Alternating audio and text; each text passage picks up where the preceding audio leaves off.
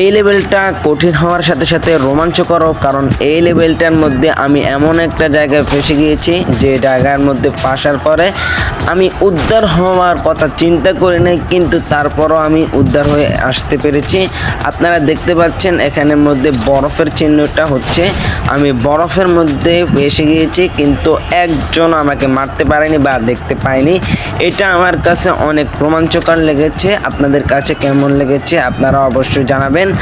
আর আপনারা যারা আমার এই ভিডিওগুলো দেখছেন সবাই ভিডিওতে লাইক করে দেন, তাহলে আমি আরেকটা বস ফাইটিং নিয়ে আসব।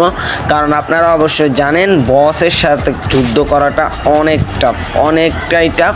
একটা বসের লেভেল কমপ্লিট করতে কমপক্ষে আধা ঘন্টা লাগে।